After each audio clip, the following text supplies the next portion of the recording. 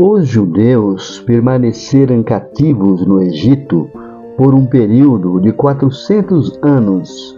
Migraram para este país devido a uma grande fome na região. Nestes 4 séculos de servidão, várias gerações se sucederam, descendentes de Abrão e do patriarca Jacó. Foi ensinado às tribos a existência de um Deus único. Porém, durante esse longo tempo de escravidão, muitos costumes egípcios foram incorporados às suas crenças. Um deles foi as evocações que eram usadas de maneira abusiva.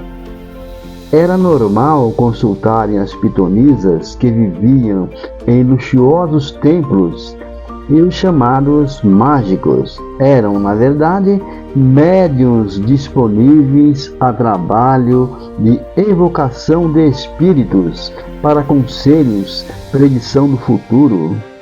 Muitos hebreus acataram essa prática. Os espíritos malignos, usando a mediunidade dessas pessoas ingênuas, exerciam um certo domínio através de conselhos equivocados, cuja finalidade era espalhar dúvida e discórdia. Moisés achou necessário implantar leis rígidas para eliminar essa prática nociva que poderia dificultar a sua missão, que era levar os hebreus até a terra prometida. Na verdade, as leis mosaicas foram divididas em 2 partes: as leis divinas recebidas no Monte Sinai e as leis civis, cuja finalidade era disciplinar seu povo.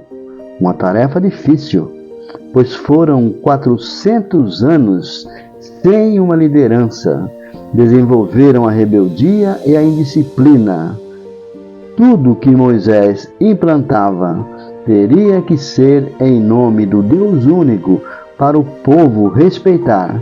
Na verdade, era sim em nome de Deus, pois existia uma grande falange de espíritos de nível hierárquico, moral muito superior, que auxiliavam Moisés nesta sagrada missão que Deus lhe confiou. Disse Moisés: esses adivinhos que estudam o céu, que contemplam os astros e contam os meses para fazer predições, que deseja vos revelar o futuro, venham agora e vos salvem. Moisés foi muito contundente.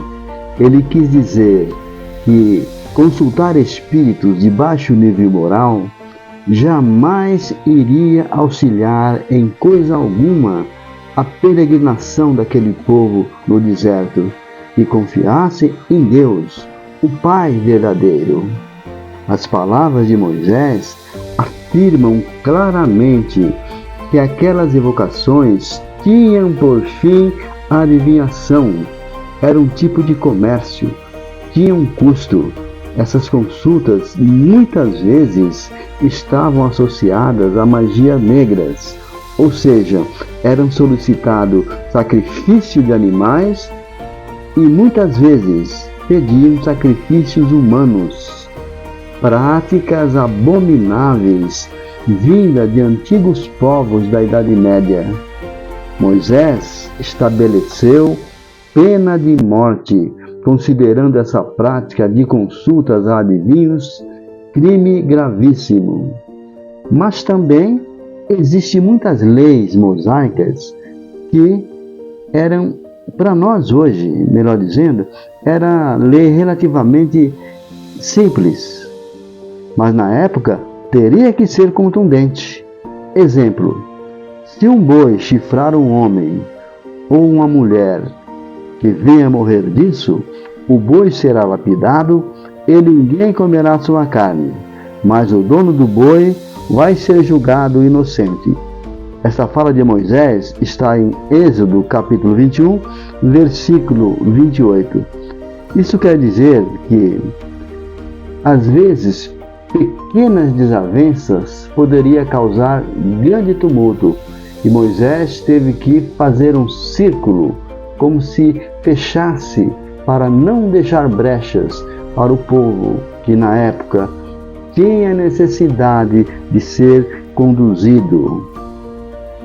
No capítulo 11 do livro de Números, narra uma passagem muito interessante, que após a proibição de Moisés, 2 homens estavam ainda profetizando. Era Eldade e Medade. Josué, irmão de Moisés, foi pedir punição para os 2 homens, pois era crime gravíssimo, passivo de morte. Moisés respondeu: Oxalá todo o povo do Senhor assim profetizasse. Quer dizer que os bons espíritos tinham a permissão de se manifestarem livremente. Hoje, o Espiritismo veio demonstrar que as relações do além-túmulo têm um sentido exclusivamente moral, consolador e religioso, não sendo movido pela curiosidade, mas por sentimento de piedade e pelo desejo único de se melhorarem e aliviar as dores das almas sofredoras. O Espiritismo concorda com as proibições de Moisés, pois o trabalho com espíritos é uma coisa santa e deve ser praticado santamente. Graças a Deus, Deus abençoe a todos. Obrigado por assistirem.